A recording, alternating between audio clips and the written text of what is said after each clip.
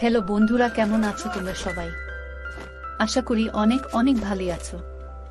আর তোমাদের ভালোবাসায় আমি অনেক ভালো আছি, কারণ তোমরা আমাকে যে পরিমাণে ভালোবাসা দিয়েছো এবং সাপোর্ট দিয়েছো তা আমি কোনোদিন ভুলতে পারবো না।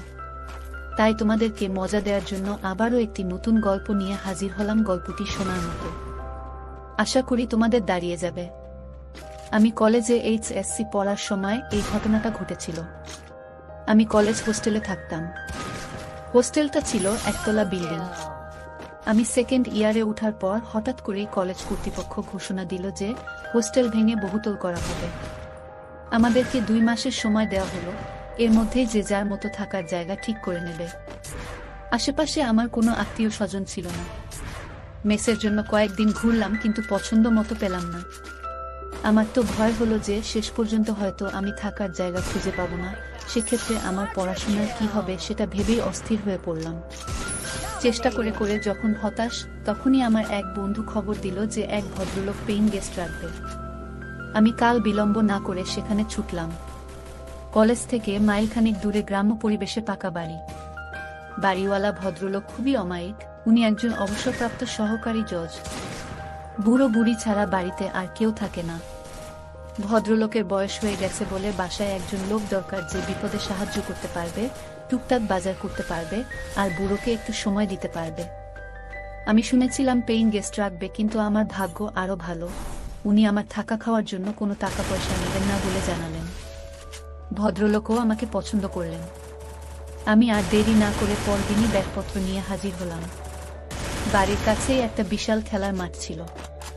বিকেলবেলা এলাকার প্রচুর ছেলে মেয়ে সেই মাঠে খেলাধুলা করত, আর সকালবেলা যুবক থেকে বুড়োরা আসতো ব্যায়াম করতে। আমার অভ্যাস ছিল প্রতিদিন ভোরে উঠে দৌড়ানো। যারা আসতো প্রায় সবাই পরিচিত হয়ে উঠেছিলাম। হঠাৎ একদিন একজন নতুন অতিথিকে দৌড়াতে দেখলাম। ভদ্রলোক সহজেই আমার দৃষ্টি আকর্ষণ করল, কারণ উনি দারুণ হ্যান্ডসাম, পেটানো শরীর, বেশ লম্বা, আর দেখেই বোঝা যায় শরীরে তাকত আছে। আমি একবার উনাকে পানি করার সময় হাত তুলে সালাম দিলাম। উনিও জবাব দিলেন এবং হাসলেন। সবচেয়ে উল্লেখযোগ্য হলো উনি বারবার পিছন ফিরে আমাকে দেখছিলেন। ভদ্রলোক শ্যামলা, কালোই বলা চলে, গোঁফ আছে, তবে দেখেই বোঝা যায় লোকটা খুব মিশুক প্রকৃতির। সেদিনই বিকেলবেলা আমি মাঠের একপাশে বসে খেলা দেখছিলাম। এমন সময় সেই ভদ্রলোককে দেখলাম, তবে একা নয়, সাথে 8-9 বছরের একটা বাচ্চা মেয়ে খেলনা হাতে তার সাথে হাঁটছে। হঠাৎ করেই বাতাসে খেলনাটা ছুটে মাঠের মধ্যে উড়ে গেল। আমি দৌড়ে গিয়ে খেলনাটা এনে মেয়েটার হাতে দিলাম। ভদ্রলোক খুব খুশি হয়ে বললেন, thanks brother, many many thanks. আমি আপনাকে সকালে মাঠে দেখেছি, রাইট? আমি মুখে জবাব না দিয়ে মাথা ঝাঁকালাম। উনি হাত বাড়িয়ে দিয়ে হ্যান্ডশেক করে বললেন, আমি মেজর সুবীর, আর্মিতে আছি, আর এ আমার মেয়ে মল্লিকা। আসুন না আমার বাসায়, জমিয়ে আড্ডা দেয়া যাবে। বেশি দূরে নয়, এই তো কাছেই। আমি কথা দিলাম যে অবশ্যই যাব। উনি বাসার লোকেশন বলে দিলেন। এখান থেকে উত্তর দিকে 8টা বাড়ি পরেই একটা মুদি দোকান আছে, রহমান স্টোর্স। সেটার পিছনেই তাদের বাড়ি। আমার নেম প্লেট দেয়া আছে। আমি চিনলাম বাসাটা, একটা একতলা বাড়ি। যাব ভেবেছিলাম, কিন্তু পরে ভুলে গেলাম। 2 দিন পর ভোরে সুবীর সাহেবের সাথে আবার দেখা। তখন আর উনি আমাকে ছাড়লেন না, একেবারে সাথে করে বাসায় নিয়ে গেলেন। বাড়িটা উনার নয়, ওটা উনার শ্বশুর বাড়ি। উনার বউয়ের সাথে পরিচয় করিয়ে দিলেন। আমি সুবীর সাহেবের বউকে দেখে খুব অবাক হলাম। উনার সাথে মানায় না, শুধু বয়সে নয়, রূপেও রাত আর দিন পার্থক্য। উনার বয়স 50-এর কাছাকাছি, কিন্তু উনার বউয়ের বয়স 30-এর উপরে হবে না। মহিলার নাম রেনু। আমি তাকে রেনু আপা বলে ডাকতাম, কারণ ভাই বোন সম্পর্কের মধ্যে কেউ খারাপ কিছু খোঁজে না। রেনু আপা অপরূপ সুন্দরী, যে কোনো পুরুষের হার্টবিট বাড়িয়ে দেওয়ার মতো যথেষ্ট উপাদান তার আছে। রেনু আপা বেশি লম্বা নয়, 5 ফুট মতো হবে। মালা ওদের একমাত্র মেয়ে, ক্লাস 2-তে পড়ছে। নাদুস নুদুস নরম তুলতুলে সে, তবে গায়ের রং ওর বাবার মতোই কালো, আর উচ্চতায় মায়ের মতো খাটো। তবে ঝকঝকে সাদা দাঁতের হাসিটা দারুণ, সেই সাথে ওর চেহারাটাও বেশ মিষ্টি। সুবীর সাহেব এতদিন মিশনে ছিলেন বলে রেনু আপা মালাকে নিয়ে বাপের বাড়িতেই আছেন। ওদের আন্তরিকতা আমাকে মুগ্ধ করল। একদিনের পরিচয়ে এই অনাত্মীয় শহরে মনে হলো এরা আমার কতকালের চেনা আত্মীয়। আমি বেশ খানিকক্ষণ গল্প করলাম, নাস্তা না করিয়ে ছাড়ল না।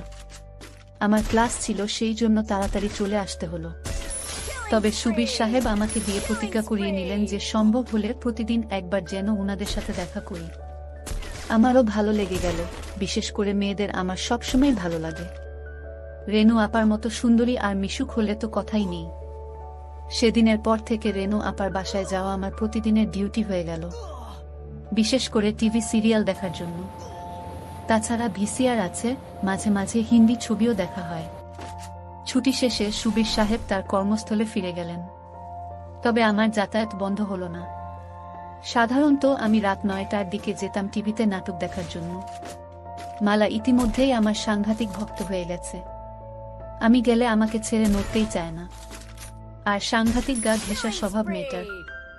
যতক্ষণ থাকবো আমার কোলে বসে থাকবে, না হলে পিঠে চাড়বে। আমি বেল বাজাতেই ছুটে এসে মালাই দরজা খুলে দেয়। আমি ঘরে ঢুকে সোফায় বসার সাথে সাথে আমার কাছে বসে গলা ধরে। আমি ওকে কাছে টেনে ধরি। মালা শুধু খিলখিল করে হাসে। রেনু আপা মাঝে মাঝে আমাকে বিরক্ত না করার জন্য মালাকে বকা দেয়, কিন্তু আমি আপাকে ওকে বকতে মানা করি। এভাবেই আমাদের দিনগুলি কাটতে থাকে। আমি দিনে দিনে রেনু আপার পরিবারের একজন সদস্য হয়ে উঠি। মেয়ে দুজনের সাথেই আমার সময় গাঢ় হয়ে ওঠে। তবে আমি একজন নারী লোভী হলেও মালার সাথে আমার সম্পর্ক ছিল একেবারেই নির্ভেজাল, স্বাভাবিক। আমার মনে ওই বাচ্চা মেয়েটা সম্পর্কে কোনো খারাপ উদ্দেশ্য ছিল না। এমনকি রেনু আপা একটা আইটেম হলেও আমি তাকে খুবই সম্মানের চোখে দেখতাম। এক কথায় ওই পরিবারের সাথে আমি একেবারেই সুস্থ স্বাভাবিক একটা সম্পর্ক গড়ে তুলতে চেয়েছিলাম, কিন্তু আমার দুর্ভাগ্য আমাকে সেটা হতে দিল না। জানি না কেন, আমি যেখানেই যাই সেখানেই কোনো মেয়ে মানুষের সাথেই আমার সম্পর্ক সঠিক পথে থাকে না। এখানেও থাকলো না। 4 মাস পরের কথা। তখন শীতকাল এসে গেছে। আমি সচরাচর বাসায় লুঙ্গি পরি এবং রেনু আপার বাসায়ও লুঙ্গি পরেই যাই। শীতের জন্য কয়েকদিন হলো গায়ে একটা চাদর জড়াচ্ছি। মালা যথারীতি আমার কোলে বসে এবং চাদরের ভিতরে ঢুকে পড়ে। মাঝে মধ্যে মালার নড়াচড়া এতটাই অস্বাভাবিক হয়ে পড়ে যে আমারটা গরম হয়ে ওঠে, কিন্তু আমি এই পরিবারের সাথে সম্পর্কটা নষ্ট করতে চাই না বলে খুব সাবধান থাকি, যাতে আমার দিক থেকে কোনোরকম দুর্বলতা প্রকাশ হয়ে না পড়ে। কিন্তু সবসময় মনে হয় আমরা যা চাই বিধাতা তা চান না। প্রকৃতপক্ষে সবই তো তার দখলে। একদিন আমি যথারীতি রেনু আপার বাসায় গিয়ে ড্রয়িং রুমে টিভি ছেড়ে বসলাম। আপা রান্নাঘরে ব্যস্ত ছিল বলে আমাকে বসতে বলে চলে গেল। মালা পড়াশোনা করছিল। আধ ঘন্টা পরে মালা পড়া শেষ করে ড্রয়িং রুমে এলো। আমাকে দেখেই ছুটে এসে আমার 2 পাশে পা দিয়ে কোলে বসে গেল চাদর সরিয়ে। মালা কখনো বসে স্থির থাকে না, সেদিনও বেশিক্ষণ স্থির থাকল না। মিনিট 5 মধ্যেই ওর নড়াচড়া শুরু হয়ে গেল। তবে সেদিনের নড়াচড়ার পরিমাণটা ছিল বেশি। আমি বললাম, কিরে অমন করছিস কেন? মালা বলল, আমার চুল কাচ্ছে। আমি বললাম, ঠিক আছে, তাহলে নিচে নেমে বস। আমার কথা শুনে মালা উঠে দাঁড়ালো আর আমি আমার পা দুটি সরিয়ে মালা আমার 2 পায়ের মাঝে সোফার উপরে বসলো। কিন্তু মালা সম্ভবত বুঝতে পেরেছিল যে সোফার মাঝখানে মোটা দড়ির মতো কিছু একটা আছে। আমি ওটাকে থামানোর যথাসাধ্য চেষ্টা করলাম, কিন্তু পারলাম না। ওর কানের কাছে ফিসফিস করে ধমকে উঠলাম, এই মালা, কি হচ্ছে এসব? ছাড় বলছি। মালা তখন বলল, ছাড়বো না। তুমি শক্ত বানালে কেন? ছাড়বো না, কি করবে? আমি এবারে অন্য পথ চেষ্টা করলাম। বললাম, আপা দেখলে কিন্তু জবাই করে ফেলবে। মালা হেসে বলল, মাম্মি রান্নাঘরে তোমার জন্য পোলাও মাংস রাখছে, এদিকে আসবে না। আমি বললাম, তবুও এসব ভালো না। লক্ষ্মী মাম্মি ছাড়ো। মালা আরো জোরে ধরে বলল, না ছাড়বো না, আমার ধরে থাকতে ভালো লাগতেছে। আমার ধৈর্যের বাঁধ ভেঙে গেল, মাথার মধ্যে গোলমাল হয়ে গেল, আমার হিতাহিত জ্ঞান লোপ পেয়ে গেল। আমি স্থানকালপাত্র সব ভুলে গেলাম। আমি ফিসফিস করে বললাম, দেখ, তুই যদি আমারটা না ছাড়িস আমি কিন্তু তোরটা ধরবো। 1 সেকেন্ডও দেরি না করে মালা আমার চোখে চোখ রেখে হাসতে হাসতে বলে দিল, ধরো না, ধরো। আমি কি মানা করেছি নাকি? একেবারেই বাচ্চা একটা মেয়ে, যার কিনা সন্ধিক্ষণে পৌঁছানো এখনো অনেক বাকি, তার এরকম কাজ দেখে আমার টাস্কি লেগে গেল। একটু পর রেনু আপা এলো। আমি ভয় পেয়ে হাত সরিয়ে নিলেও মালা ছাড়ল না। যেহেতু আমাদের পুরো শরীর চাদরে ঢাকা ছিল, আপা কিছুই বুঝতে পারল না। আপা আমার জন্য গরম গরম খাবার তৈরি করে এনেছিল। আমার সামনে টি টেবিলে সেগুলি রাখতে লাগলো। নিচুতে টেবিলে খাবার রাখার জন্য আপাকে আমার সামনে অনেকখানি নুয়ে পড়তে হচ্ছিল। ওই দৃশ্য চোখে পড়ার সাথে সাথে আমার কেমন যেন অনুভূতি হলো। আমার চোখ সরাতে চেষ্টা করলাম, কিন্তু আমার অবাধ্য চোখ বারবার ঘুরে ফিরে চুম্বকের মতো ওদিকেই আটকে যাচ্ছিল। ভয় হচ্ছিল, বাই চান্স আপা যদি বুঝতে পারে তাহলে হয়তো ভীষণ রাগ করবে আর আমি অনেক কিছু থেকে বঞ্চিত হব। কিন্তু সৌভাগ্যক্রমে সেসব কিছু হলো না। আমি মালাকে নামিয়ে পাশে বসিয়ে দিলাম আর আপার আনা খাবার খেতে শুরু করলাম। শুক্রবার আমাদের কলেজ বন্ধ থাকে। প্রতি শুক্রবারই সকালে আমি রেনু আপার বাসায় যাই টিভিতে প্রোগ্রাম দেখার জন্য। সেদিনও ছিল শুক্রবার। আপা আমার জন্য চা করে নিয়ে এলো। আমি সোফায় বসা, আপা হামা দিয়ে টেবিলে চা রাখল। সেদিন আপা সালোয়ার কামিজ পরেছিল। যখন আপা চায়ের কাপ রাখতে গেল তা দেখে আমার হার্টবিট বেড়ে গেল। আমি চা খেয়ে টিভি দেখতে লাগলাম। একটা সুন্দর ছবি হচ্ছিল। 11টার দিকে আপা নিজের কাপড় চোপড় নিয়ে ঘর থেকে বেরিয়ে গেল, সম্ভবত গোসল করার জন্য গেল। আমার গায়ে চাদর ছিল না, এজন্য মালা এতক্ষণ বিশেষ সুবিধা করতে পারছিল না। এবার মালা তার কাজ শুরু করে দিল। আমার কৌতূহল চেপে রাখতে না পেরে আমি জানতে চাইলাম, ও এসব কোথা থেকে শিখেছে? মালা প্রথমে আমাকে কসম খাইয়ে নিল যে আমি কাউকে এটা বলবো না। পরে বলল টিভিতে দেখে শিখেছে। আমি বললাম মানে? মালা বলল বাবা ছুটিতে আসার সময় ভিডিও ক্যাসেট নিয়ে আসে। অনেক রাতে ওরা যখন মনে করে আমি ঘুমাই গেছি তখন সেই ভিডিও দেখে, কিন্তু আসলে তো আমি ঘুমাই না। চুরি করে দেখি কেমন করে এসব কাজ করতে হয়। রেনু আপা চলে আসাতে আমরা চুপ মেরে গেলাম। মালা উঠে বাইরে চলে গেল। আমি টিভিতে মনোযোগ দিলাম। আমি যেখানে বসেছিলাম সেখান থেকে রেনু আপার ড্রেসিং টেবিল আড়ালে হলেও ড্রেসিং টেবিলের সামনে কেউ দাঁড়ালে সরাসরি তাকে দেখা না গেলেও আয়নার মধ্যে তাকে পরিষ্কার দেখা যায়। আমিও দেখতে পাচ্ছিলাম।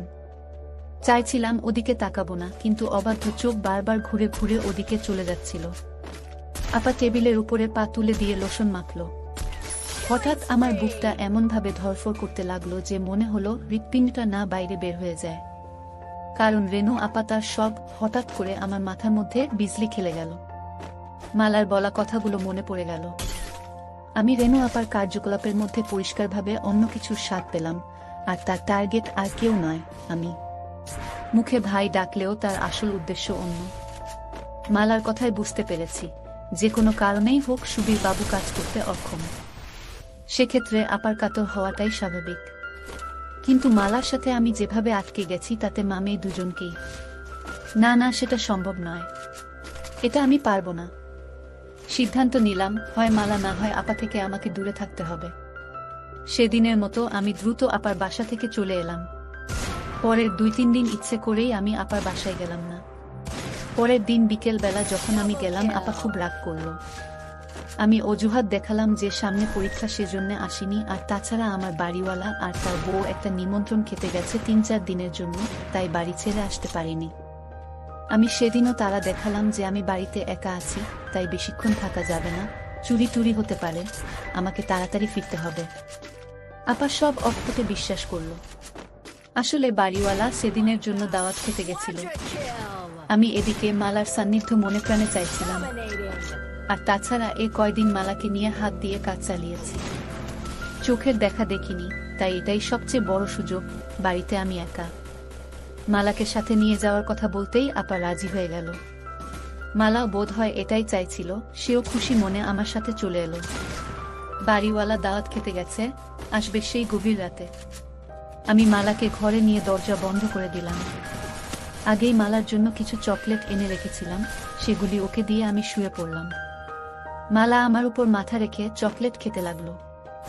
মালা বলল, এ চকলেট মিষ্টি না, দেখি আমার আসল চকলেট খাই। সকল কাজটা সেরে আমি খুশি মনে মালাকে বাসার গেট পর্যন্ত এগিয়ে দিলাম।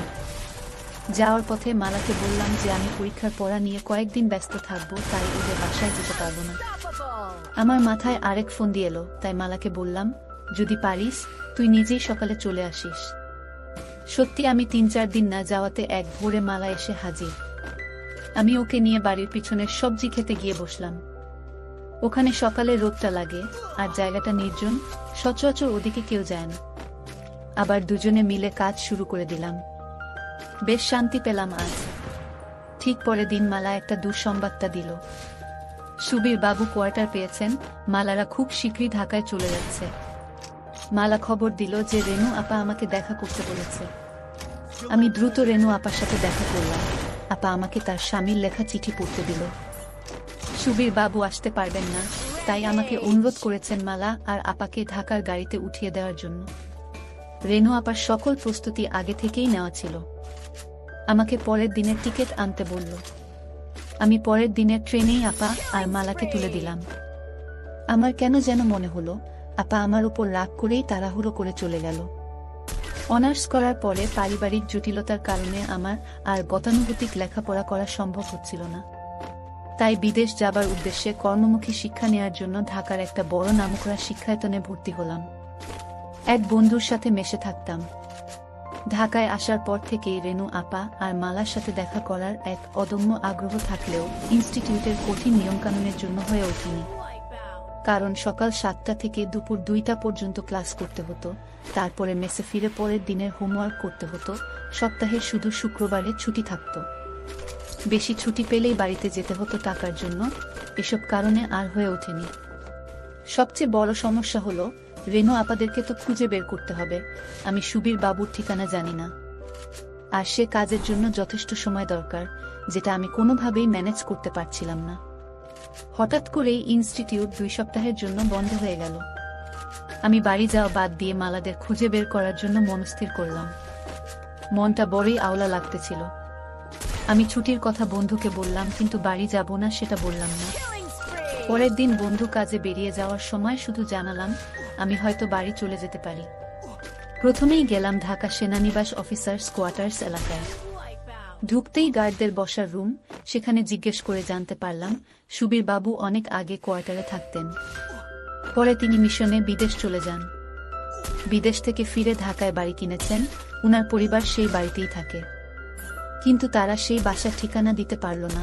তবে আমাকে আর্মি হেডকোয়ার্টারে খোঁজ নেবার পরামর্শ দিল। আমি সোজা হেডকোয়ার্টারে গিয়ে খোঁজ নিলাম।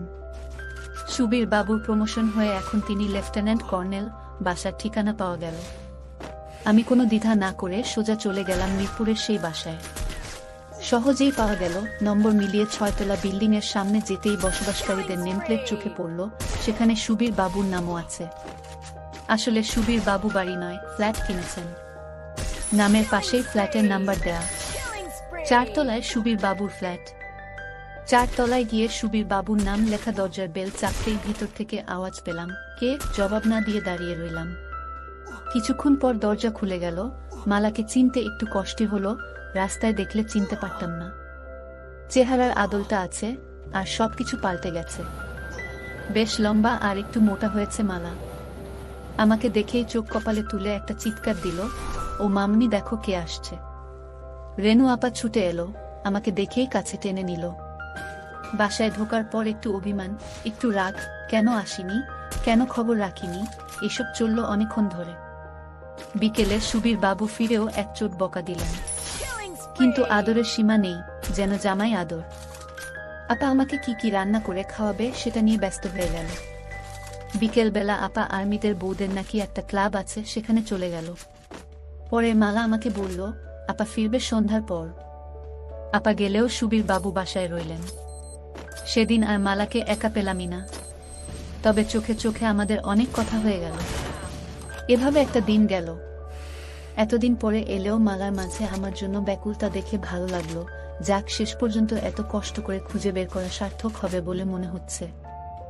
সৌভাগ্য কাকে বলে। পরদিন সকালে অফিসে যাবার ঘণ্টাখানেক পর বাসায় ফিরে সুবীর বাবু ঘোষণা দিলেন উনাকে এক্ষুনি বান্দরবান ছুটতে হবে, ওখানে কি যেন একটা ঝামেলা হয়েছে। আধা ঘন্টার মধ্যে নিচে গাড়ি এসে হর্ন দিল, উনি চলে গেলেন। যাবার আগে আমাকে অনুরোধ করে বলে গেলেন আমি যেন উনি না ফেরা পর্যন্ত না যাই। মনে মনে বললাম আমিও তো সেটাই চাই। মালা সকালে স্কুলে গেছে, আসবে 2টার দিকে। বাসায় আমি আর রেনু আপা একা। আপা রান্নাঘরে ব্যস্ত রান্না নিয়ে। রান্না শেষে আপা আমাকে গোসল করে নিতে বলল। আমি গোসল থেকে বের হলে আপা গেল গোসল করতে। এ ফ্ল্যাটে গেস্ট রুম আছে, কাজী আপা বেডরুমে আর আমি গেস্ট রুমে। টেবিলে খাবার দেবার সময় খেয়াল করলাম আপার লোভী চোখ আমাকে কেবল দেখছে আর দেখছে, যেন গিলে খাবে।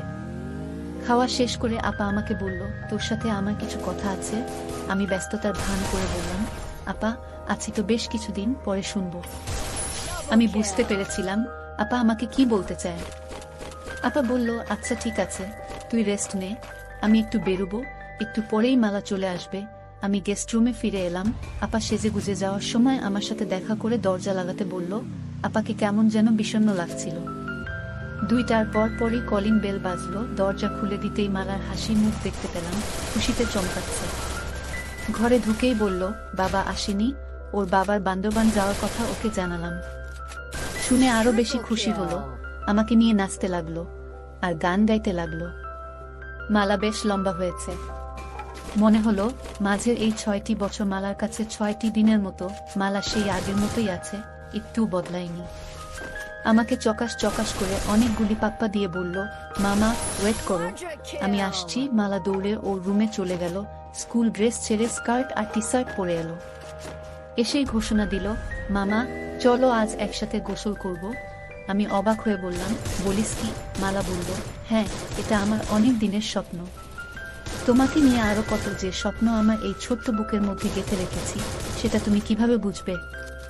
এতগুলি বছর পরে তুমি এলে, আর আমি তোমাকে প্রতিটা দিন মিস করেছি। মালা কাঁদতে লাগলো, চোখের পানি মুক্ত বিন্দুর মতো ঝরে পড়ছিল। একটু স্থির হয়ে আবার আমাকে তাড়া দিল, কই চলো, বললাম না একসাথে গোসল করব। আমি বললাম, কিন্তু আমি তো গোসল করে নিয়েছি। মালা বলল, তাতে কি? আমি বললাম, তুই সত্যি একটু বদলাসনি, কেবল বড়ি হয়েছিস। মালা হাসলো, বলল, বড় তো হয়েছি তোমার জন্য, তখন যা যা পারোনি, এখন সব উসুল করে নাও, তোমাকে সব উজাড় করে দেব, এটা আমার অনেক দিনের আশা। মালাকে বললাম, একটা সত্যি কথা বলবি? তুই কি এখনো ইনটেক? মালা বড় বড় চোখ করে আমার দিকে তাকিয়ে বলল, মামা তুমি তোমার মালাকে চেনো না? তুমি ছাড়া এই দুনিয়ায় আর কে আছে যে আমাকে আনবক্স করবে? আমি তো তোমার জন্যই সব জমিয়ে রেখেছি। আমাদের প্রথম একটু কষ্ট হলেও আস্তে আস্তে মজা চলে এলো। মালাও দারুণভাবে এনজয় করতে লাগলো। সন্ধ্যার পর রেনু আপা এলে আমরা বসে বসে অনেক গল্প করলাম। রেনু আপা আমার দিকে কি রকম করে যেন চোখে তাকাচ্ছিল। রাতে আমি শুয়ে পড়ার পরে আগের রাতে সুবীর বাবু আমার মশারি টাঙিয়ে দিয়েছিল। সেদিন রাতে সুবীর বাবু না থাকাতে আপাকে দেখলাম মশারি হাতে আমার বিছানার কাছে আসতে। আমি ঘুমের ভান করে মটকা মেরে পড়ে রইলাম। আপা প্রথমে লাইট অফ করে ডিম লাইট জ্বালালো, তারপর আমার পাশে খাটের উপর বসলো। কতক্ষণ বসে আপা কি যেন ভাবলো, তারপর উঠে মশারি টাঙিয়ে দিয়ে চলে গেল। সেদিন রাতেও আপা আমার পাশে বিছানায় অনেকক্ষণ বসে রইল। আমি জানতাম আপা কি চায়, কিন্তু ও যে মালার মা। আমি যদি মালাকে বিয়ে করতাম তাহলে রেনু আপা আমার শাশুড়ি হতো। আমি কিছু বলতেও পারছিলাম না আপা কষ্ট পাবে বলে, আবার মেনে নিতেও কষ্ট হচ্ছিল। আপাকে আমি অন্য চোখে দেখতাম, মনে মনে খুব শ্রদ্ধা করতাম। মাথার মধ্যে আমার চিন্তার ঝড় বয়ে যাচ্ছে, একটা দ্বন্দ্ব চলছিল।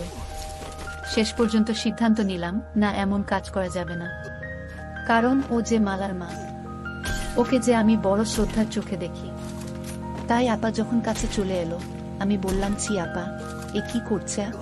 আপা যেন পাগল হয়ে গেল। আমাকে ধরে বলল, প্লিজ আমাকে একটু সুখ দে, আমি আর থাকতে পারছি না, আমি তিলে তিলে শেষ হয়ে যাচ্ছি। লক্ষ্মী ভাই আমার, আমাকে বঞ্চিত করিস না। সেই প্রথম তুই যখন আমাদের বাসায় আসলি তখন থেকেই তোর জন্য পাগল হয়ে আছি। বন্ধুরা, ভিডিওটি অনেক বড় হয়ে যাওয়ার কারণে গল্পের বাকি অংশ অন্য কোনো ভিডিওতে দেওয়া হবে। সবাই সাথেই থাকো। দেখলাম মশারি হাতে আমার বিছানার কাছে আসতে। আমি ঘুমের ভান করে মটকা মেরে পড়ে রইলাম। আপা প্রথমে লাইট অফ করে ডিম লাইট জ্বালালো, তারপর আমার পাশে খাটের উপর বসলো। কতক্ষণ বসে আপা কি যেন ভাবলো, তারপর উঠে মশারি টাঙিয়ে দিয়ে চলে গেল। সেদিন রাতেও আপা আমার পাশে বিছানায় অনেকক্ষণ বসে রইল। আমি জানতাম আপা কি চায়, কিন্তু ও যে মালার মা। আমি যদি মালাকে বিয়ে করতাম তাহলে রেনু আপা আমার শাশুড়ি হতো। আমি কিছু বলতেও পারছিলাম না আপা কষ্ট পাবে বলে, আবার মেনে নিতেও কষ্ট হচ্ছিল। আপাকে আমি অন্য চোখে দেখতাম, মনে মনে খুব শ্রদ্ধা করতাম। মাথার মধ্যে আমার চিন্তার ঝড় বয়ে যাচ্ছে, একটা দ্বন্দ্ব চলছিল। শেষ পর্যন্ত সিদ্ধান্ত নিলাম, না, এমন কাজ করা যাবে না। কারণ ও যে মালার মা, ওকে যে আমি বড় শ্রদ্ধার চোখে দেখি।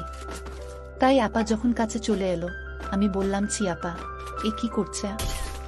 আপা যেন পাগল হয়ে গেল, আমাকে ধরে বলল, প্লিজ আমাকে একটু সুখ দে, আমি আর থাকতে পারছি না, আমি তিলে তিলে শেষ হয়ে যাচ্ছি, লক্ষ্মী ভাই আমার, আমাকে বঞ্চিত করিস না।